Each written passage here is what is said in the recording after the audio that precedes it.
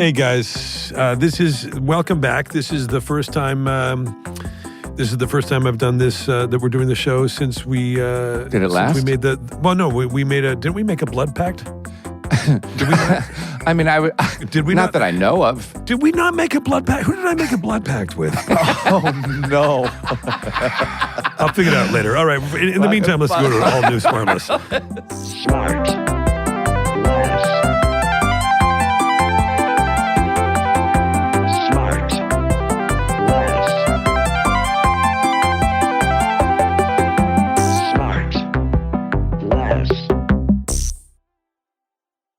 Hey, JB, somebody said to me the other day, you've become like the Jack Nicholson of the Dodgers. Oh yeah. You're at the Dodgers. You're on the broadcast. What a high compliment. I know. And Shawnee, you were there with them, and the guys were like, somebody said that the guys were like, hey, there's 2/3 of the SmartLess crew, and where's our buddy? We had such a joy, didn't I mean, Willie, if I had 3 tickets. I know. Sure. Yeah. This is last week it was dinner, this week it's the game. I mean, most people would be like, hey. And Sean, we're still good for Rome, right? Yeah. Sean? Oh, this is what it is.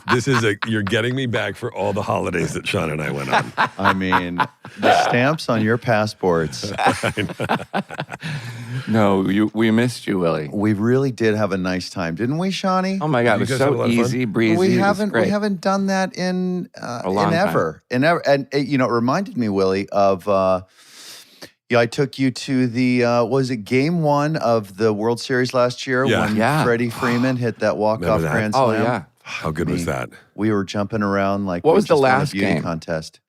The last game of what? Was that the famous last game last year where it wasn't the last game? I believe it was the first game. It was the first game, and it was of the World Series. Yeah, where he just like got a bases loaded home run. Like the last. And then the series continued for the Yankees to go ahead, and they kind of dropped the ball on the whole series. Get it? Yankee fans will know that pun. Oh gosh! Well, there we go. You alienated 50 million people. So listen, the Yanks are going to get another chance. Well, who knows when this is going to air? But we don't know when it this is seems going to like air. they might get another chance. I also look at what I just ahead. fucking did like 5 minutes before we came on. What'd you Playing do? with the dog outside, and I ran inside, and I fucking tripped over him. And to break my fall, I grabbed the door. This finger went all the way back here. Oh God! Really? Yeah, just like 5 minutes ago. I was like, Wait, so you're on ice fucking right awful. now?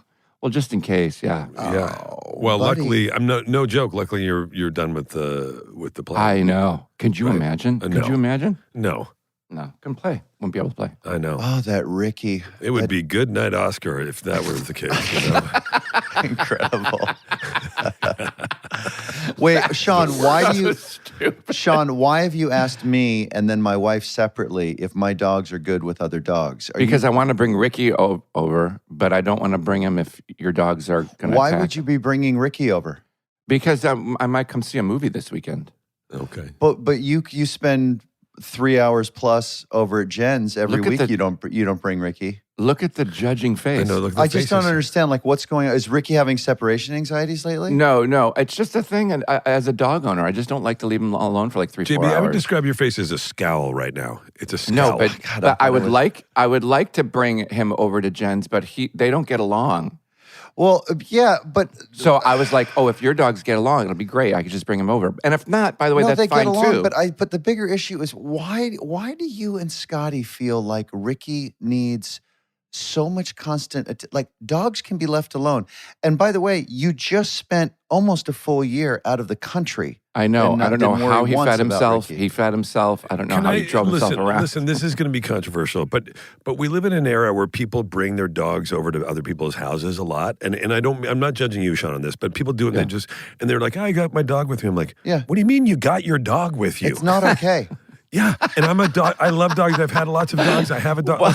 But you don't need to bring your dog with you when you go to somebody else's house. I like the dog.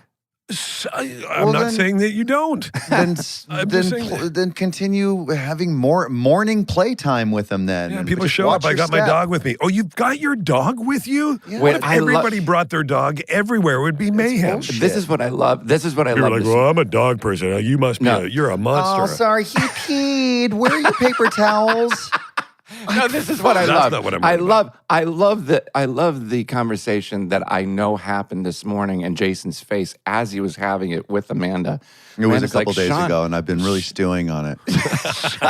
Sean, Amanda's like, Sean just texted me if our dogs are okay with other dogs. And you turn with your cup of coffee or just sludge, your cup of sludge. And I said, "Fucking what? What?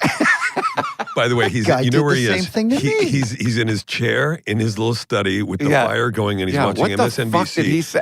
And then he barely moves, and he looks at her, and she's at the door because she's too scared to come in because she sees the knows better. pre-scowl. She knows better. sees the pre-scowl. Who knows what stage of gummy he's at? You know what I mean? Yeah, I will scratch." He's afraid of dad. Yeah. You know? She does a very tentative little, Yeah, a little knock. yeah.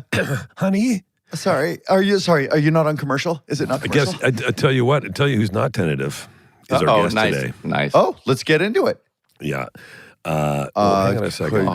Check the chat. Hang on 1 second. What does that Oh, say? yeah. Oh, by the way, Yeah, sorry. Before we get into our guest who we want to talk to immediately. Yeah. tickets to the Hollywood Bowl November 15th for SmartLess Live. Wait, do I need to buy tickets for that? I'd really like to go to that. Do I need to buy tickets? Yeah, we're giving you 2 comps. We're going to give you 2 comps. one for you and then plus 1. You get a plus I'd love one. a stage. I'd love a stage seat. If you have a stage seat, Stage. You go to smartless.com/live. you go to smartless.com/live for the Hollywood Bowl show on the 15th of November. Guys, this is going to be. It's going to be very nerve-wracking for us is. because Yeah, what are it we is. doing up there at the Hollywood Bowl? We can barely Exactly. do this. We're barely doing this morning. I will I know. tell you that my guest Yeah. is one of our biggest stars Yeah. in the movie industry. So is my guest. Really? Really? Yes, my guest also is one of the biggest stars out there. Let's have a little side bet. You and me. I got You and I. I can't wait. I'm going to have a single up on a camera. We're gonna single up on you, JB, when my guest comes out, gets announced. Oh, and you'll know you why. think Oh yeah, it's going to be great. It's going to be great. Listen, it's going to be a guest that's going to make me nervous? It's going to be They're it's going to both be gonna so make me great on nervous. so many levels. I can't wait. All right, Hey, Shawnee, also, Shawnee, you can be the judge between Will and I's guest. Will, Okay. let's you and I have a little side $10 bet Okay. of who is the bigger guest. Okay. And Shawnee, you get to decide. And All right, then, We'll and just do it'll it like be go. We'll do $10. 10, 10, 20, a right? big reveal We'll at the do a end. 10, 10, 20 and presses. We have presses, automatics, yeah. Automatic presses. Okay. All right. Well, I tell you what we are. We're pressed for time because we want to get into our guest who is, get this, award-winning actor, writer, director, New York Times bestselling author. What? Podcaster, singer-songwriter, multiple albums, multiple Golden Globes, multiple Emmy nominations, SAG Awards. He's known for his an iconic TV show, which was his sort of breakthrough, even though he'd been doing it for a long time. He's got a degree from Princeton. He's got a master's from Yale in literature. wait a He minute. still Who's has Sean? an unfinished Who's Sean? PhD that I want to ask him about. I'm too He's one of the afraid to say. all-time greats. Do You it. guys, it's David Duchovny. Oh, David Duchovny. Oh, Yes! Hey, David. Wow, Was that not who David you were going to guess, Shawnee? No, I thought it was David Duchovny or Louis C.K. Wow! Wow! Often. I don't think Louis has a degree mistaken from for Yale. one another. I don't think Louis has a master's in literature. All due respect to from Yale. Yeah. But you said Princeton. You said Princeton as well. and Is it Princeton both? first. I think Is that that's- true? Jesus David, welcome. Christ, David. Is it true? Yes, it's true. Yeah. Thank you. God. This is so wonderful. David? Why would you? You're such a. I remember we spoke about a year ago. Let me just say, I don't like the tone of that. Why? Immediately. Why? Why would they give you a degree? No. It wasn't that. It wasn't that. Why? It wasn't that. No, Go ahead. Why would I what? The why would you? Because you graduated. You were head of your class in high school, and then you go to Princeton, and then you go to Yale, and then I feel like you lowered yourself to come into show business a little bit. A little bit. Why would you do that, David? Well, clearly, I have a Academia needed gaping you. hole, a gaping hole inside me that needs to be filled. He's decided to slum it. Yeah. You slummed it with us morons. Yeah, what did is that? What? Go ahead. No, that's it. What? No, I want. I just wanted. I want you to walk me through your academic prowess. I'm fascinated with all this stuff. Well, at Princeton, I majored in English literature, and I wrote my thesis on Samuel Beckett's novels. Come on. Of all things. Wow. Because, well, let me tell you why I wrote on the novels. Because nobody writes on the novels, and I didn't have to do that much work and research because I could just make the shit up myself. All right. There's nothing to compare it to. Yes, no exactly. ChatGPT cheating. It was an open field. And then what happened at, that was Princeton or that was Yale? That was Princeton. And then I took a year off and I traveled, and I didn't really know what I wanted to do at all. I just knew I wanted to be a writer. And then I applied for a Mellon Fellowship, which I got from the Mellon Foundation, which they were trying to lure people that might go into money-making businesses and steer them towards academia. So it was for people to get PhDs who might, not be able to afford staying in school. So I got one of those, and I went to Yale, and I thought that I'd become a professor of English literature and then write novels in my summer times. That was the plan. Wow. Christ. And forgive me, have you written like 100 novels and I'm an idiot? I've written 4 or 5 novels. Wow. Yeah, Wow. and I just had a book of poems come out. Yeah. Oh, that's last cool. month. Wait, David, this is... And by the way, he's also he's admitting the fact that he's put out a number of records. He just finished a tour. Am I right? You just finished a tour in Europe. Yeah. Oh, No, this was in the States, this one, but go ahead. But last year you were on tour in Europe. Yeah. And I listened to your records. By the way, your music is great. And thank you. Sometimes, and I mean this with all due respect, sometimes when you see people who do multiple disciplines, they're like, I'm going to put a record out. You listen, you're like, yeah, it's pretty good. Yeah. Your records are really good. I mean, these aren't just Will's got hobby very records. good musical taste, And too. I'm a music lover. Really, really good stuff. I mean, Thank you, Will. I I love that tune, Hell or High Water. I think that's a great thanks. tune. Yeah, it's super good. What type of, is it rock and roll? Yeah, I guess I'd say it's rock and roll. Yeah, like 70s rock, late 60s rock. Like yacht rock? Not quite like yacht rock. I'm not very jazzy. I stay off the water. I try to stay off the water. No, it's kind of like indie rock in a way. I mean, sorry to forgive me Yeah. for saying that, but I'm a 90s indie rock dinosaur myself. Yeah, well, the 90s was kind of like the garagification of 70s rock in my mind. You know, it was interesting. kind of- and so I think 70s and 90s have a lot in common. And you're playing the guitar there, and you're singing as well? I don't play the guitar on stage because I'm kind of self-taught on the guitar, so I have an inability to play it the same way twice, which is not very nice for my band. I write the songs. And do you sing them? And I sing in my fashion. So on stage, you have no guitar as a crutch. It has nothing to do with my hands. I was think just that's going where to say, you're going. you just kind of work the mic and the chord. You hold on to that fucking mic stand for dear life. Is what happens. I wouldn't know what to do. It's like a life jacket out in the You're middle of the like ocean. Liam Gallagher does that, with the Liam is amazing because he's when I amazing. when I first started performing live, I just thought, well, I'm like the MC. And Right. I want people to have a good time, and I'm dancing around and making a fool of myself. And then it was actually my wife said to me, you don't have to move around so much. Oh no! Oh, and then I saw Liam, and Liam is just still. He's just still. He's got his hands behind his back for the most part. Yeah, kind of leaning up in a way. And it's really powerful to be still. Yeah. do you close your eyes a lot?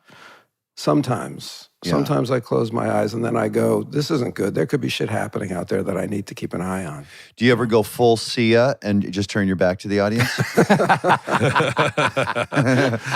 But David, Miles I Davis, just want to say, so you were self-taught on guitar. I think you only started playing guitar a couple years before your first album. Is that true? True, yeah. So you barely you basically teach yourself how to play guitar for a couple of years. Then you have the audacity to be like, all right, well, I'm going to write a record. And how are you? Do you know how to read and write music? How did you do? How was that process? No, I don't know how to read and write music. But here's something that you guys might appreciate as actors. When I decided I wanted to learn guitar, I'm not 100% self-taught. When I decided I wanted to learn, I was doing Californication at the time. And I said to Tom Capanos, the producer, I think Hank Moody should learn how to play guitar, so I could get the free lessons. Free lessons. Oh, that's amazing. The intelligence it permeates everything you do. I know. Yeah. He's playing 4-dimensional chess, if that's a thing. So I Also with singing, I'm not like Sean. I'm not that kind of a singer. I'm not either, which is Yes, sad. you are. Yes, And how dare you? it's been a journey to try and put over the song, because I can hear melodies that I can't necessarily sing, which is weird. I never thought that was a possibility. Well, go ahead. I'm just really quick. Sometimes the best singers are the quote untrained singing, because you don't think about it. You're not in your head about it. David, when we had Michael Stipe, our friend from REM, on here a while ago, and he was talking about that. Wonderful singer. He was so good. And that first record that he made when he was down in Athens, Georgia with those guys, Radio Free Europe, I think, was their first single. And he was talking about, he basically was singing gibberish and he didn't know how to sing. Do you remember that, guys? And he was talking, he was like, I just kind of winged it. Yeah. Because he didn't know and he kind of taught himself how to, and he got better I as think he went. the correct term is wung. He wung it. He wung it. He wung it. Sorry, Jason. I don't mean to embarrass you. I'm so sorry. Stickler. He got a now, master's David- in English from a school bus. So, hey, Sean. Hey, Yeah. okay. Really, speaking of music, struck a chord with Now, David, this is. I don't read, and I'm not proud to say that. You strike me as a reader, though. I'm surprised to hear I that. appreciate that. He reads scripts. but He doesn't it's- read, A lot of for this is the pleasure. glasses. It's just the glasses. But to be an English major and to say you want to be a writer and you are a writer and to be a professor, it sounds like a lot of reading, a lot of sitting down. Can't get with anything by you. Nothing else going on. There's total silence in the house. Maybe there's a little bit of classical music or something. Nothing with lyrics, because that'll No, distract exactly you. right. But like, and Will, I wanted to ask you about this too at times, and then I just said, fuck it, I don't want to talk to Will. How do you do that? How do you just say, of all the things I could be doing, I would rather just sit in this chair and shut out the world and stare at this stack of paper and go left to right, top to bottom, word after word after word after So word. I'm not reading Hebrew at all, is what you're saying. Yeah, that's what I mean, I wish my parents, for all the good that they did, I wish they had somehow tricked me into really loving that process, Enjoying because it, there's so much that I'm Are you talking missing. about writing or reading? Reading? Reading, yeah. Writing I've got, but it's the reading that's, I don't know. Have you ever loved reading a novel or reading? I poems? have. I've backed into a couple of those, but it was, it wasn't by choice. I do not read for pleasure. All the jokes, JB, that I make about you not reading, I will say of the handful that I mentioned that you have read, you've always said you really enjoyed reading them. So that's what's surprising to me. I'm like, well, why don't you double? It is the time allotment. It is the decision to go sit in a chair in a quiet corner of a house and shut everything out and do that. There's so much discipline and that I have for other things, but I just don't have for reading. I'm so envious of that. Yeah. I think it really just comes from my parents. I think on my mother's side, she was from a small town in Scotland, and the only way to advance for her family, which were generations of, I did that Finding Your Roots show. Oh, so yeah, I found out that I come from a long line of fishmongers. Oh yeah. Oh, wow. That's wild. So the only way out of the fishmongering business, in fact, one of my ancestors' occupation was widow of fishmonger. And I I didn't even know that was a job. Not high I paying. know. I was like, how does that pay? How does that pay? Not well, is my No. guess. Well, you need the person to die, first of all. Yeah. So, I mean, that's You need to be included in the will. Yeah. And so the only way out of that place in society was education. Right. For my mother. So my mother was the first person in her family, and a woman in the 1940s to go to college. And so she was very much just somebody who believed in the power of education and of reading and writing as a social climbing tool. Is the appeal of reading sometime like the pure escapism of, because I do remember this one book I really enjoyed reading once. I was once on a job that I didn't enjoy. I didn't like where I was. I was on location somewhere and I was lonely. And it was great to just like, I was dying to get back into the book any chance I could because it would travel me from where I was. That feeling is amazing. Yeah. Well, it used to be, I think the place of books has been taken by, TV and movies, that escape. But before there was that technology, this was what you had. Right. You had the book, and people used to read books on set. I think way back in the day, you did. But JB, I would say that you, as somebody who travels a lot, you're on planes a lot. Yeah, it's such a great time to get that escape where you're not watching. Can I send you one of my books? Yes, Jason? please. Yes. I'll send you one of my books for a plane ride. It's baseball contingent. Is it? It's near baseball. It's called Bucky Fucking Dent. I made a movie of it. I made a movie of it, but I want you to read the book. I'll send you the book. Now, that sounds like nonfiction. No, it's fiction. Is it? It just uses that moment in time as a jumping off And then point. does that make you a big Yankee fan? I am a big Yankee fan, and I heard what you said earlier. You got a big day today. Big day today. So David, so David, all of this to say. So then my father's family, his father wrote for the Forward, which was the only Yiddish daily newspaper in America, the longest running one.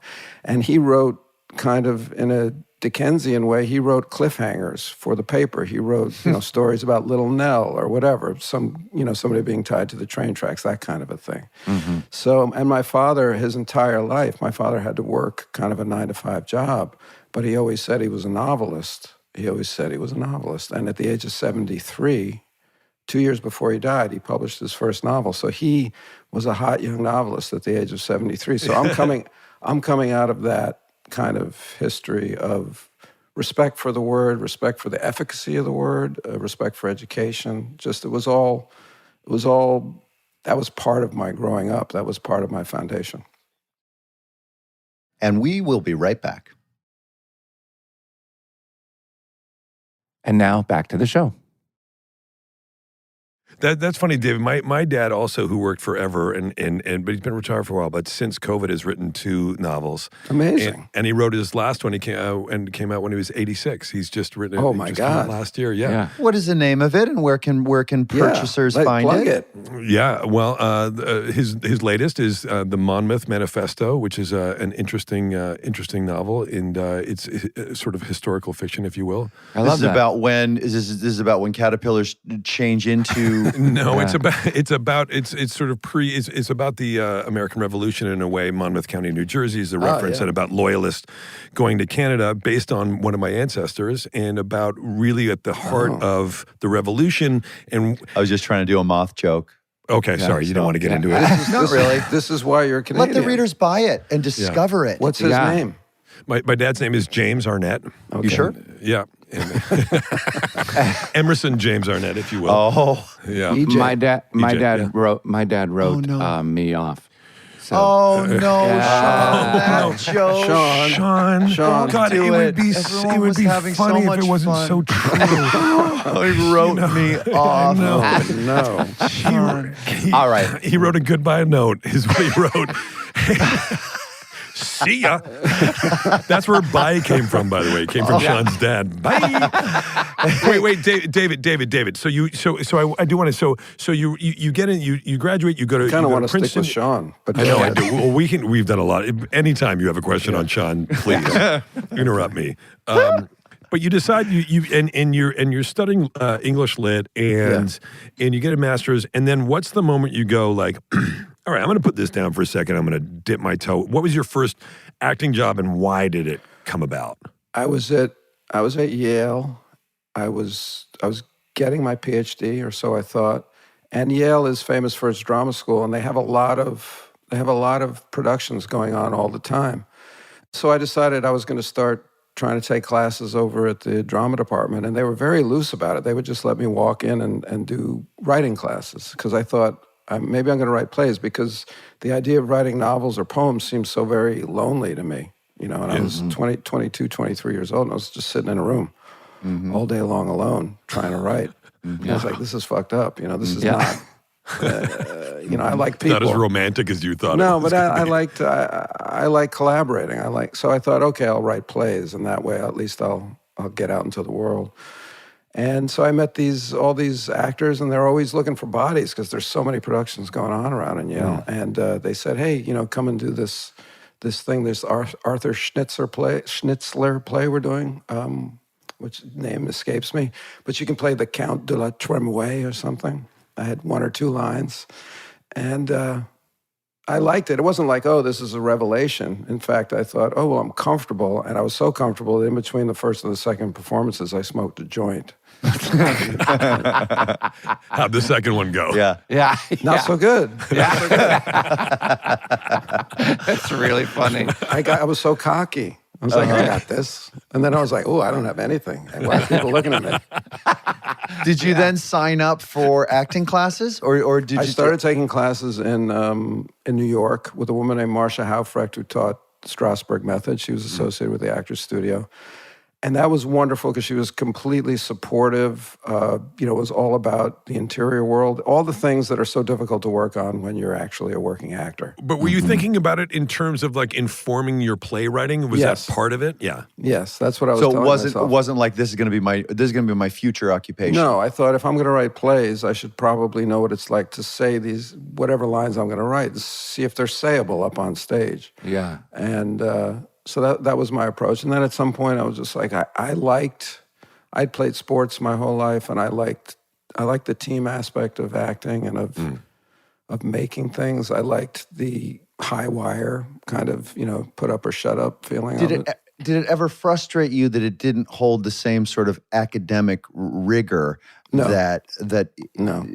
because it is not, with all respect to our colleagues that are actors, it's not it doesn't have this sort of highbrow, sophisticated reputation that a playwright It's would. just a different game. It's just a different game. It's like baseball and basketball, whatever. It's just, I look at life as a series of games or setups, and this was just another game. And I knew it had different rules, and I knew that I would have to examine different strengths in order to Yeah, you tackle probably less constraints too than writing, and because it is such a different discipline. It probably started exercising a different muscle creatively that you're like, oh, this feels good.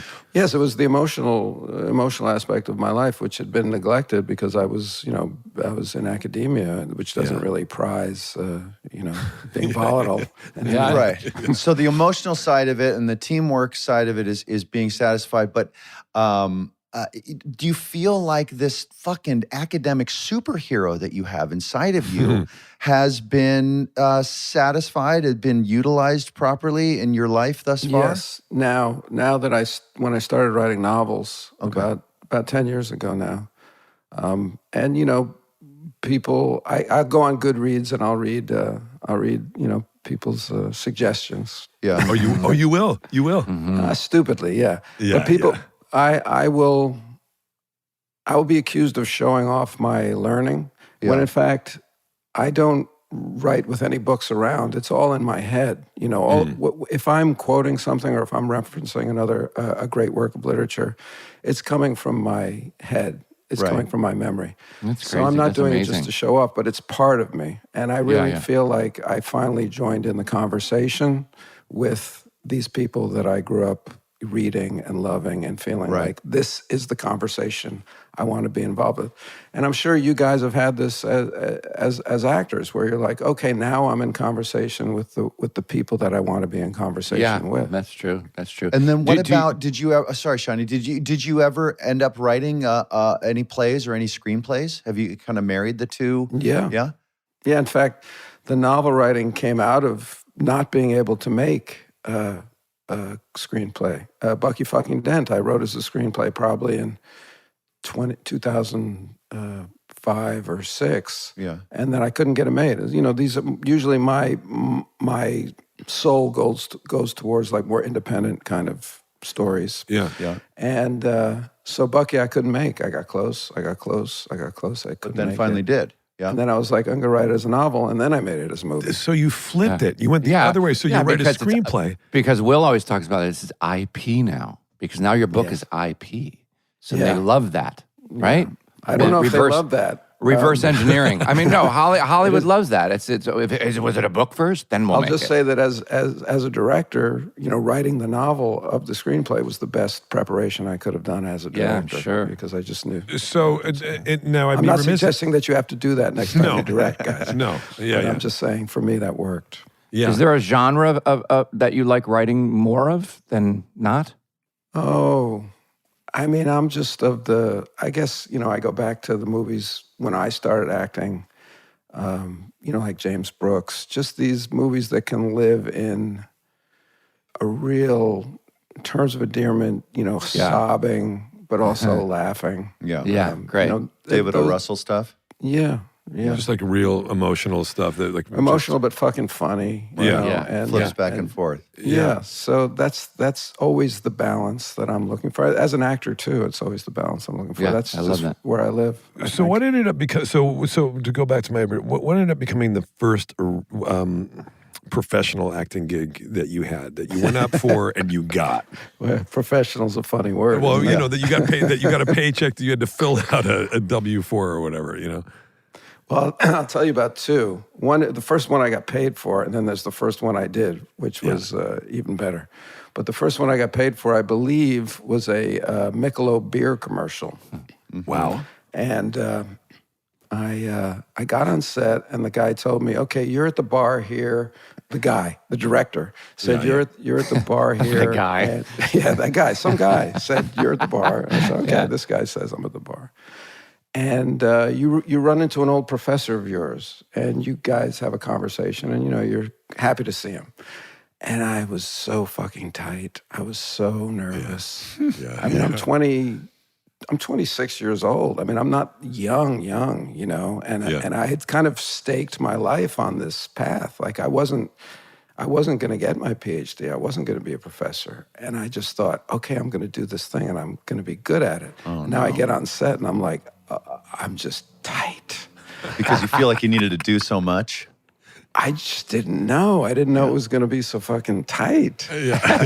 I know exactly what you mean, man. I know You needed exactly that joint. It wasn't that. Kid, I needed that. It wasn't like I'm in the right place. Yeah, right. It was like, no, I'm in the wrong place. I'm in the wrong place. Cameras pointed at you. The What? boom guy What? comes in. Yeah. I can't go on. I can't lie on the ground and go, ha.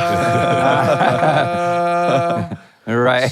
So there's pretzels there, and I toss one up, catch it in my mouth, and the director's like, I love that. Oh, no. And I just remember, that was my lifeline, and I was like, so I did it for like 10 minutes, and then I just remember the director going, okay with the pretzels, we got the pretzels. I thought you were going to say you could never get it in your mouth again. That I could do. Yeah. So that was the first paying job was Michelob. The first job that I remember was my acting class went, and my acting class put on a night of one acts, and I decided to adapt this Charles Bukowski short story called "The Copulating Mermaid of Venice, California." Sure. And, sure, sure, as one does. Sean's always referencing that. Yeah. It's a painting Sean has. I just call it mermaid. Yeah. Yeah. So in this story, these two guys, kind of unemployed guys, watch the hearse unload at the Venice morgue. This is not a true kind of geographical thing, but they can see it from the beach.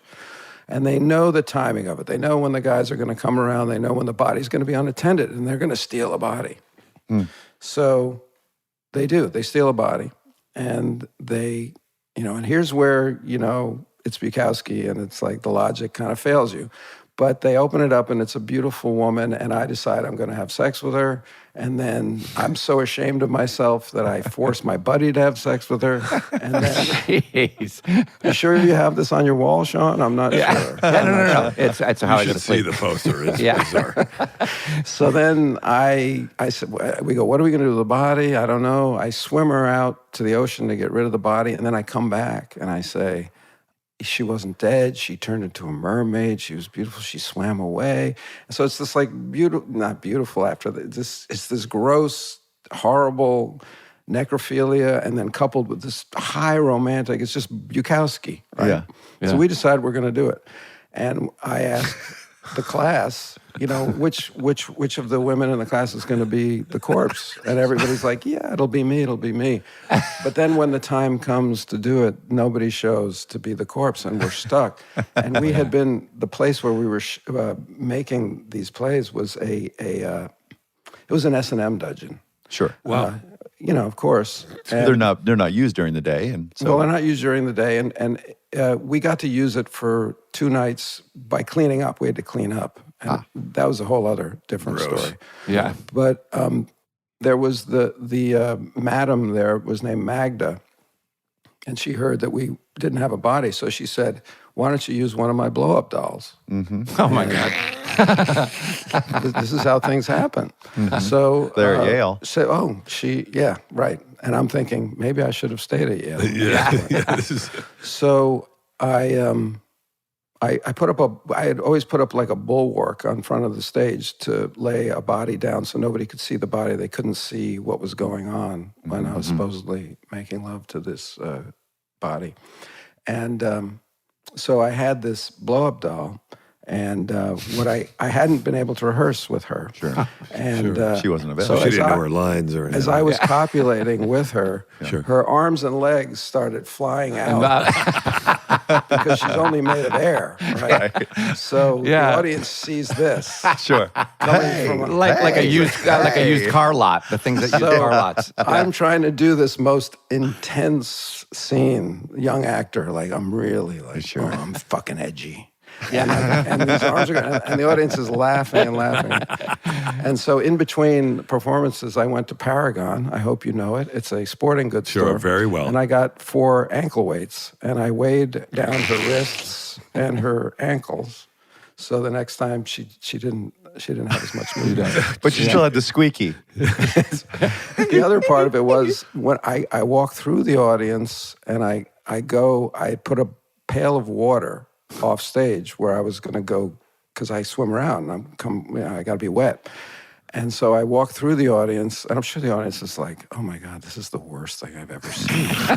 And I'm thinking, "Yeah, that's right. I'm an edgy motherfucker." And I go around the corner to, and I realize it's totally quiet. There's no door. They can just hear me sponging myself down back there. They can just hear me. Oh my God, dude! So that was my first play. How long did it last? It was 2 nights. Okay, great. Those 2 2 full nights. 2 full nights. So you do the Bukowski where you're as you described making love to a inflatable doll in an S&M dungeon. Yeah. You do the Michelob. You threw away a PhD at Yale for this. This is what I hear my mother saying. Yeah, your parents must have been at this point. They're beaming with pride, and so then what's the sort of the first? Because I'm leading up to X-Files because I want to get into X-Files a little bit. We'd be remiss if we didn't get into X-Files because I was a fan of X-Files and I watched it. Yeah, same. So you get that, and that leads to what because what was the first film you did? An old girlfriend of mine whose name is Maggie Wheeler. That's her married name. She's a terrific actress. She was on I'm going to give an address or Friends quite a lot. Got first and last, okay. She's on Friends. She was Janice on Friends. Oh, yeah. Chandler's girlfriend. Yes. Oh, yeah. Yeah. So Maggie was doing this film with Henry Jaglom, who just passed last week. And Henry's this maverick independent filmmaker. Yeah. And Maggie was going to be one of the 3 stars of this film called New Year's Day. And she asked Henry, David's acting now. Can you see if you can put him in? So Henry did. And I had a couple scenes in the movie, and they were good. They were kind of notable enough to kind of get me going here in LA and get an agent. And, at that point, it wasn't like get your SAG card. It was like, how do I get film on myself? How do I show people that I'm not a vampire and I don't disappear when I'm Well, on people film? they didn't have phones, and you couldn't put shit on YouTube the way kids can now and create their own stuff. Right. So it was really one long scene in New Year's Day that really kind of opened it up for me in LA. And then I auditioned forever here and didn't get tons of stuff and would get, So you moved to LA. Feedback. You moved to LA to go all in. Exactly. What were you doing to pay the bills while you were swinging and missing? I was doing commercials. Okay. I would get commercials. Yeah. So no waiting tables, no bartending, no I typical... bartended. Yeah. I catered. Yeah. Did some Where catering. did you live when you were here in LA? I lived on 4th Street in Santa Monica. I got a Oh, way sublet down there. there. Oh, I had okay, an okay. efficiency apartment, which means it didn't have a kitchen, which means I did my dishes in the shower when I showered. Wow, David. Yeah. Wow. I mean, dishwashing liquid is pretty good. Wait, fourth and what? I lived on Ocean Park and 2nd for years. 4th between California and Washington. Yeah, right. Oh, yeah. Right by Yeah. the stairs, and that was my gym. I'd go to the stairs. And That's amazing. I catered too. I catered for a wedding at Anthony Edwards' house. When I just moved here, and I was like, "Oh my God, it's the guy from ER," and I'm in his kitchen. Yeah. It was so wild. Yeah. And then you were shooting pretty much next door to him when you guys were doing Will and Grace, right? That's right. It was crazy. Yeah, Oh my God. And you Anyway. did a lot, Shawnee, you did a lot of commercials too back in the, I remember. tons. Yeah, it's the only way to pay the bills. We talked about, remember you had those commercials that you were doing, like when Will and Grace was on, some of them came out. Yeah, I know. no. Yeah, isn't that weird? Yeah, Yeah. that was wild. I had two commercials, two on the Super Bowl in 1998. what were they? Christ. One was a Bud Light commercial. I where did a Bud Light commercial. Oh, really? When? Yes. 87, 88. Well, you did 89. Miller Light and Bud Light. Yeah. Michelob. Look at you. No, I Michelob. did Sorry. Michelob and Bud Light. I was all Oh, over look the at you. beers. Look at you. I was I the love king that. of beers. Wait, so David, when did you? I mean, because I'm a big sci-fi nerd person. So X-Files, that's what you're getting to, right, Shawnee? Yeah. How did X-Files I know you're come sick of about? talking about I know it. you I'm are. sure, but Forgive us. We're just No. fans. I didn't ask. But I'm ready to listen. Jason read the books. Yeah. It was it was just an audition, and I remember at that point I was not wanting to do television. At that point there was a real divide between Yeah. television actors and movie actors, which has been erased in the past few years or the past 20 years. So it was really, I'm not a TV actor. That was my sense. Who was your North Star in film? Who did you want to be? Well, I mean, I didn't want to be Brando, but he was my North Star. Okay. Yeah. Gotcha. Right. did you ever write any of the X-Files? Yeah, I did. I wrote You and did? directed. I wrote and directed 2 or 3 of them. Yeah, That's one of cool. them's a baseball one, Jason. Oh, I can't believe we haven't made this. I know. We'll be right back. And now back to the show. So wait, so you get this gig and you sign the 5-year or 7-year standard thing before you go in and you test. 5, yeah. So you know that if you get this, you're stuck with something that you're not really Right. kind of excited about. Then you get it.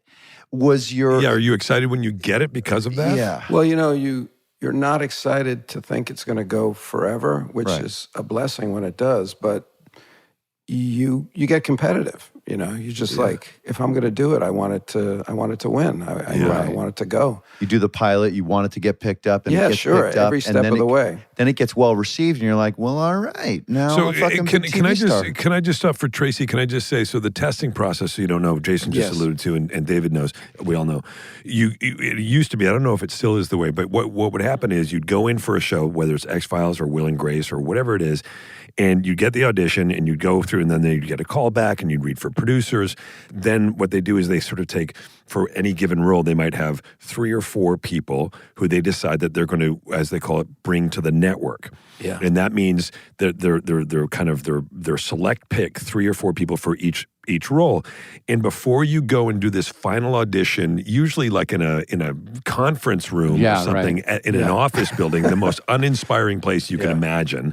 Before you do that, for a day or 2 before, your agents and the show negotiate your contract, a 5-year contract, and you sign it before you go In in the for lobby. the final audition in the lobby, Right before you walk in. You're, So they got you're- you. So you're broke, and then your agent goes like, "Here's your contract. We've agreed you're going to get $25,000 an episode for the next 5 It's a years." lottery ticket. Yeah, and you're like, "Oh my God, is. I'm so broke, and I'm going to get $25,000 an episode for the next 5 years." And you're doing the math, and you're like, "And then I'm going to buy it. I'm going to buy a new car. And if you I'm gonna weren't move into a nervous better before, apartment." you're Yeah. petrified And now. you sign it, and then you go. Once you sign it, they take the signed, executed contract. So that you have no leverage if they give you the job. You've And already you go signed your in deal. and Yeah. you then audition for all the execs at the network, and then you're waiting, and they decide whether or not you got the part. So So nerve-wracking. they have you so over the barrel. You never realize you're never not over the barrel in that process, and it's really uninspiring. And it's a very specific thing to get good at that, to be able to block that part of it out, to then go and deliver at the final moment. You're kind of Torture. You're fighting out of a hole, right? What if after that David was like, it was an offer? But anyway, But that's It wasn't enough. So David, your process is you're a little conflicted about doing a TV series, but you want to do, and it's a great paycheck. So you go in and you sign the contract, you do the test. Now you do the pilot, right? And so then now they've got the executed thing, and then the network. Sorry again for Tracy. Then they decide from all their pilots what shows are going to make it on the air next year. Yeah. So you're waiting for a month or two for that. Yeah. And then they go, great, your show is happening, you're in it, and we've got you for 5 years. And then what happens a lot is you go, oh my God, this is so great. I'm going to make $20,000 or $25,000 an episode. And then 2 years in, if you're lucky enough that it's going, you're like, hey man, I deserve way more than $20,000 grand an episode. Or I got to get out of here. I got to stay available for all the feature opportunities I think are out there waiting David, for me. so you know that process, right? Like, so Yeah. you're there and you're doing X-Files and you guys come out of the gate pretty hot. It's kind of a hit. Am I right or wrong? It's a hit on Fox, and if you can remember that far back, Fox was really like not a real network at that point. No, it just started. This is like didn't have- 93 when 93. They didn't have programming, across the board all day long, really. And they had Married with Children, and I can't remember. They had made Simpsons. 90210. Tracy Ullman. yeah, that's right. But they were really not the upstart network, so They didn't have a big drama kind of like no, you not guys. at all. And we didn't need to get like huge numbers to be a hit for Fox, which was Right. nice because Fox wasn't even in all the homes. Who was Right. running Fox at the time when you guys were there? Do you remember? Who was running it? Oh, Garth shit. Hancier? Who? Was it Garth Hancier? No, he was at NBC, I think. Wasn't he? Yeah, he was He was one of the Richards- starters of Fox. Yeah, I can't believe you remember that name, Jay. Or was it WB? He didn't want me for a gig, and I had to re-audition. You ready for this? For my buddy Mike O'Malley's show. We did the pilot. I get the pilot. We do it. We shoot it. It gets picked up to series, and that's then right. he didn't want me, and I had to go back. Sandy Gershow. 2 months later, It might have been Sandy. I had to go back 2 months later and re-audition for a part and do a scene in a conference room, a scene holding up pages that I had already filmed. Terrible. That existed on film to get my job Crazy. Terrible. That's in crazy. a conference room in Burbank. That's And I'm crazy. like, wait, you don't need to see me do this in the room. It's Do you remember what year that was, Will? 1999. That's when I first met you. Yeah. I met you at the Upfronts. Yeah, that year. That's right. Yeah. Oh, the upfronts. Did you get it, Will?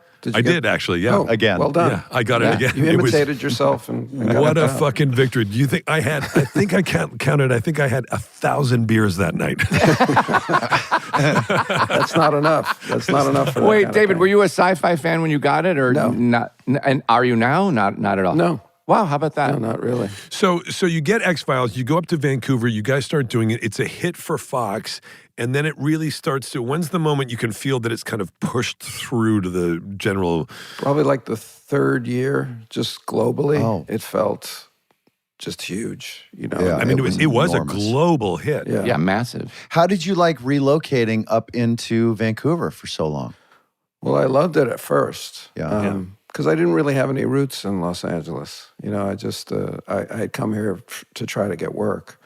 And you weren't going to, the blow-up doll wasn't going to start crying. I mean, they can perform a lot of duties, but tears are not one. I'm not going to speak for her. Jesus Christ. But I will tell you. So I hear. This is what I hear. It's here. Yeah. Yeah. Oh my God. So I don't know how you guys feel about Vancouver, but it's a beautiful part of the Beautiful. world, and I Beautiful. just Never Stanley been. Park. you've never been. I've never been. I want to go so it's bad. How incredible. is that possible? It's the greatest. It's gorgeous. so beautiful. So I loved it, and I didn't mind being out of LA at all. I just loved being up there, and in a way, we got to just focus on doing the work. There wasn't any kind of LA around us. There wasn't any kind of that whatever heat that was happening. We were kind of cut off from in a really good way. And in many ways, it was my education as an actor, having to go to work every damn day for 14 hours. I mean, these were really long days. And I really taught myself how to act. How soon into the run of it and the success of it did you start thinking, all right, good here, ready to move on and maybe parlay some of this into, what did you have your eyes on? Was it still features? Yeah, I mean, that was really, I had that kind of bias, that was kind of baked in from a young age. The TV shows that I watched when I was a kid, it was quantitatively different, the acting in it, that it's not the way now. But you so I just remember you had very much a movie style of acting. In other words, you're very subtle. Well, that's how I would not get. That's why I would audition and not get any roles in television. Right, exactly. They would say he's a movie star, and I was like, too well, small. Fuck, I can't. I don't have a pot to piss in either. So can you get? Good that you didn't. Can change. I please play Puppet Man? Can I get that part? Puppet Man. Right. David, I want to ask you about like time management because you're a musician. You literally write novels, which is amazing. You act. You do some other stuff. I'm sure you haven't mentioned. How do you? Some other stuff. How do you manage all of that on a daily basis or weekly or monthly or whatever? Do you pick a priority that you focus on, or do you splice it? Whatever's like in front of me is what I'll do. Songwriting can happen at any time. Pick up a guitar, but with writing a novel, everything has to stop, and I have to work on that for a few months. I write really fast, but it's an intense experience of like 8-hour days doing that. And then, of course, I can't write when I'm acting. I can't write when I'm directing. So that. Right. Do you have a goal in your mind that is louder than all the other goals, and that then informs how you allocate your time? That's probably the problem that I have, is I don't really have a goal except to satisfy some kind of itch or. And that's a daily itch, not a weekly or a monthly or. No, it's a lifelong kind of a thing. It's just, for instance, like I want to make a series out of one of the novels that I've written, and that's really my greatest ambition at this point. But there's also a movie I'm shooting in February that I wrote, but I'm not directing. I'm just acting in. So you've got a new series airing now. I think we're in Malice, November. right? Yeah. Oh, really? Hey, thanks for not having me on the live show. I mean, Dude, that's for movie stars, bro. I'm pretty good on my feet. Yeah. Malice. It's Amazon. Comes out, I'm not sure, November 3rd or something like that. What's it called again? Malice. Okay. Yeah, it's coming in November on Amazon. And by the way, David, we'll get you a seat on one of the. We have these new stage seats that we're going to do on the live show. I was listening. I was listening. But I've always wondered this. We've had people on who have been part of something that sort of really struck a chord, culturally. The pieces, as Sean would say, IP. But part of X-Files, obviously, over a number of years, has this intense following and and I was one of the followers. I used to watch it religiously back in the 90s. And I saw the film. I saw the first film. I didn't see the second film. Samba. The first film was a big hit. Is there that thing when you run into people who are big fans of it? Do you ever feel weirdly, I'm just like a responsibility as as the caretaker of that thing of X-Files? I don't want to say there's a burden, but like you're the guy, you're the front-facing face person of the X-Files. Do you feel that? Yeah. Well, of course, there was a time when I wanted to leave it behind, and reinvent myself. But then over the years, you begin to respect the kind of power of the show and the size of the show and the meaning that it has for people. At first when you're younger, you think, oh, it's not because of me, but it's personal. And then you realize it's not personal. It's just that this thing has a place in people's lives, and I represent that to them. Yeah. And I'm an asshole if I don't respect that. I say that all the time. But about David's you. an asshole? No kidding. No, I do, say David. it a lot. I know. I do say that all the time. I said it before on here, where you become famous for playing a certain role or in a movie or whatever it is, and then you spend several years trying to distance yourself that because you want to be able to play all these things, and in doing so, you alienate the fans that made you, kind of, because they are in love with you because of the thing that, like you just said, that you made them feel. And you're doing a disservice. And I always say that I'm an asshole if I don't embrace the character Jack from Will and Grace and what it did for so many people. I'm sorry, all that. what character is that? No. Exactly. What show? Exactly. Just- You know, And you're also but it's- depriving yourself the treat Yeah. that you deserve, Right. which is like All of it. how All of it. lucky, how rare it is to be a part of It's something very that rare. holds That's a right. spot for That's people. exactly yeah, right. it is rare, and you get old enough to appreciate that that you got to do something that was Yeah. great, that did strike a chord with people. And when you're young, you don't think like that. It takes a few years to No. go, oh, I need to appreciate that more. And No, it's funny. I read somebody. I made the mistake, David, of reading a comment a while ago. With somebody saying like he thinks that he doesn't, that he should have had more of a thing or whatever about me. And I was like, no, motherfucker, I'm so grateful for any time that I was able to do anything that Yeah, even for sure. anybody liked for a moment. What a joke. Yeah. Right. Yeah. I mean, you're talking, and I'm a guy. I don't even have my high school diploma. Like the fact I that don't I'm deserve. still I like don't think I holding a deserve. Stop The world bragging, doesn't Jason. owe me. I know. The world doesn't owe me a living. We're so lucky that we've been able to do this So at all. lucky. It's so not the way I think Now, about it. I'd like to ask a question that Sean's too shy to ask. Did you ever learn anything doing the X-Files Here that we gives go. you any sort of confidence that we are not alone? And Sean Yes, promises thank not to you. tell anybody if you could just Yeah, tell. it's Yeah. just us four talking. I never learned anything, no, but I have the same kind of sense as when I went into it, which is, it seems to me that the impossibility would be that we are the only sentient Yeah. life. Yeah. Right? I mean, there's Amen. just too many Totally. galaxies, too many planets, too many Goldilocks planets. right. So the odds to me are slanted way in favor of the existence of extraterrestrials, whether or not we haven't advanced technologically enough to reach out to them. Yeah. Yeah. And they And they might be all around us, and we just don't have the technology to see it. right. Well, they don't Right. want us How to. about They're. I always look at it. When you see all these things, these congressional hearings and stuff about pilots who Yeah. run into these shapes or things that are moving in ways that we can't understand. I always think, oh, we're so dumb. We think that they want to, that we need to connect, and they're like, no, you guys, We're good. We're good. Yeah, we're good. We're watching you. We're just watching you guys. We just, don't want to have just anything to do with you. tripping over yourselves like a bunch of ding dongs. Didn't we had a guy on once that had and Yeah. I'm paraphrasing here, but he said something that was really sort of interesting. That it makes a lot of sense to me. That perhaps they are all around us in a way that we can't see, just like our cell phone service or radio waves, from like television with Yeah, it's gravity or right whatever. here. They live in the It's space just flying between all the around. space. You don't see any of that the ones and zeros or whatever the hell it is that fly around that make our phones. They could be all in that stuff. Yeah, they that we just- live in the space between the space. Yeah, Mm. yeah. Yeah. The dark matter. The Yes. dark matter. The dark I used matter. to say this thing with. Are you aware of like the phenomenon of like a ship of fools? Do you remember that from the Middle Ages? Where I think it was a great Robert Plant song. Is that? is it? Erasure song. It could be. But the idea was that they would take their deviants and criminals, their incorrigible criminals, and they'd put them on a ship. 'Cause they didn't have space for them. They just put them on a ship out to sea. Floating And Australia. sometimes, you'd encounter a ship of fools, and it wasn't a fun thing, right? Right. Well, they Yeah. weren't armed. They shouldn't be armed. No, they make sure they were.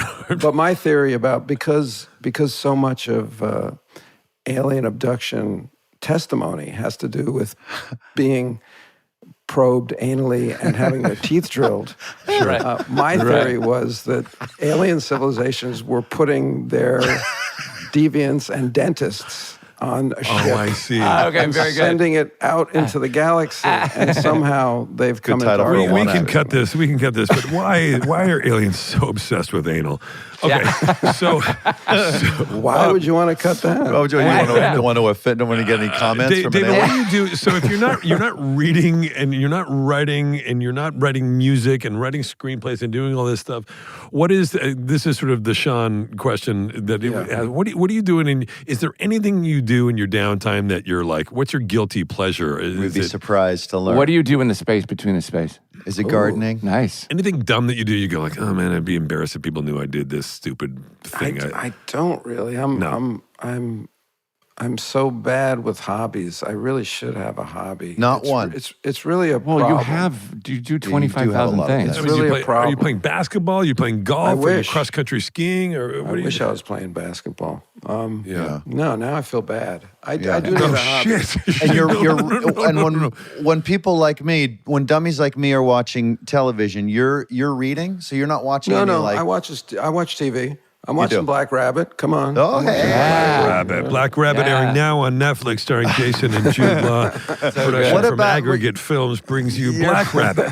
Two brothers.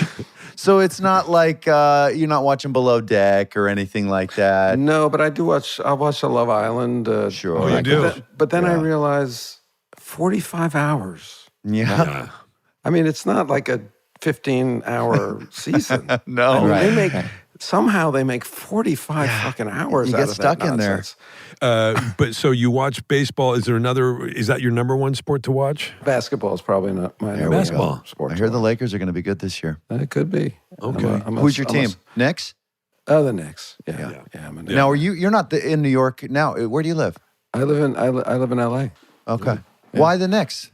because I grew up in New York, and that's just. Were you not awake when we started the podcast, Jason? Well, there was some doll fucking and stuff like that there, but that just puts you in kind of a state that, Yes. that is I neither figured that here was nor just like an there. hourly thing that that you were blow-up doing doll in New really York. stayed with you, huh? How are we going to cut Side this text show? you. This is terrible. I'm just glad he's not live. What if the That's next all time I'm we thinking. watch Jason on TV at the Dodgers game, he's sitting next to a blow-up doll? He was the other day. Put an X-Files t-shirt up. Well, wait, David, I have an idea for you. Okay. Come on. So because you write novels and you're not a sci-fi thing, you want to sell a lot of copies of something, do like, Bucky fucking Dent was baseball adjacent. Yeah. Do whatever you do brilliantly and just make a little sci-fi adjacent thing, just a little bit, right? This is that episode of the X-Files that I wrote and directed that I want Jason to watch because it's called The Unnatural, and it's a baseball. Oh, I like that. Oh, all right. So you'll have to. I did that. Wilford Brimley do a cameo in that at all? No, but Wilford Brimley. Emmett Walsh. Wow. Well, wow. That's pretty. That's Wilford R.I.P. Brimley adjacent. Yeah. I love Emmett Walsh, by the way, just as a quick aside. And I love he that was guy. fantastic. And he Did he give you a $2 bill? didn't. No, he does that. He shit. does that with a lot of folks, or did. I had one, and then Now we just made David feel bad again. This is this was It's not- before it's not hard $2 to make bills me were feel- being made. It's not hard to make probably me back feel then. bad.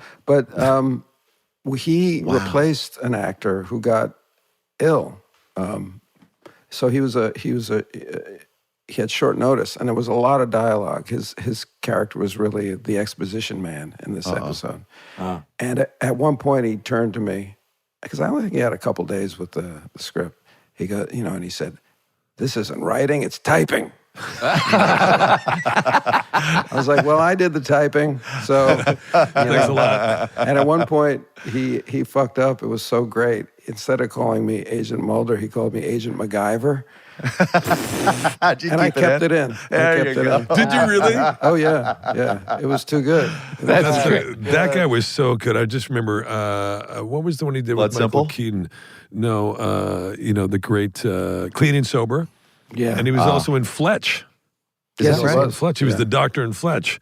Yeah, he's Great. fantastic. Yeah, he was a fantastic guy. David, you're fantastic. Yeah. You're fantastic, We've gone David. over. We rarely go over. We've gone over with you because we love talking to you. Malice is out, Amazon Prime. We would be remiss if we didn't mention that again. Mm-hmm.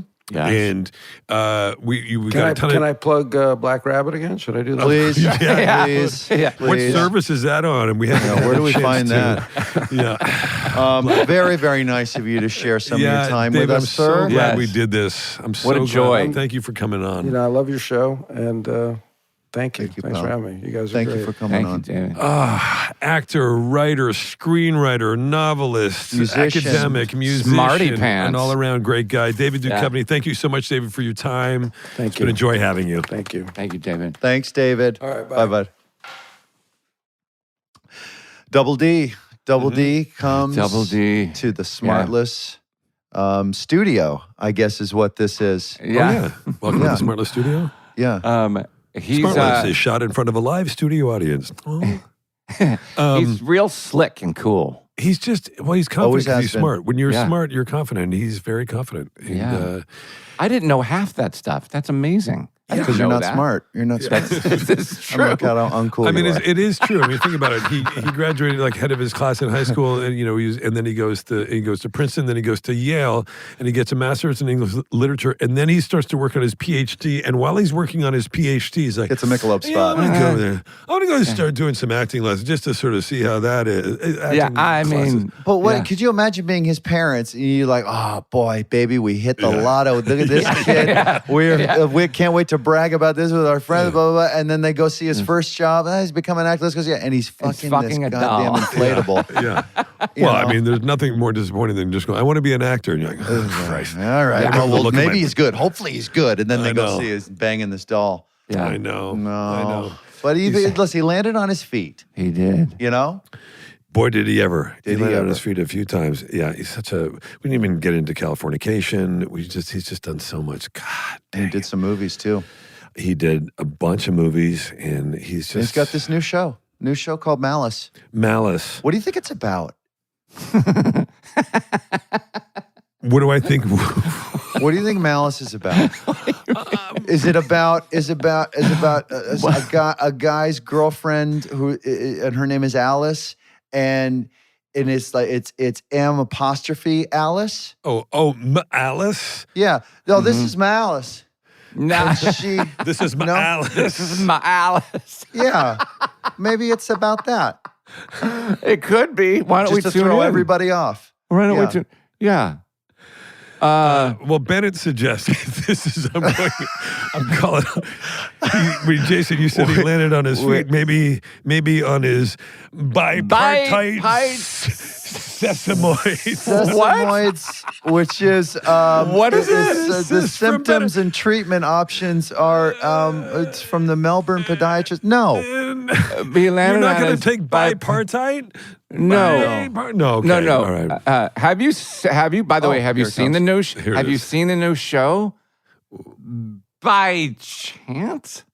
No, we're not taking that. How are you doing that? How are you overruling with that? With just like a. Come on, I there's a tried lot to of tee you guys up with what do you think Malice is about? I thought maybe one of you ding dongs had a bio. Oh, you know already. what? Well, I thought you. Well, I maybe don't know what said, it's Is it a biopic? About a guy's girlfriend named Alice. Whose whistle was that? Who did the whistle? That's great. That's really good. Oh, we got to start adding the whistle. Yeah. Smart. Less. Smart. Less. SmartLess is 100% organic and artisanally handcrafted by Rob Armjarv, Bennett Barbaco, and Michael Granteri. Smart. Less.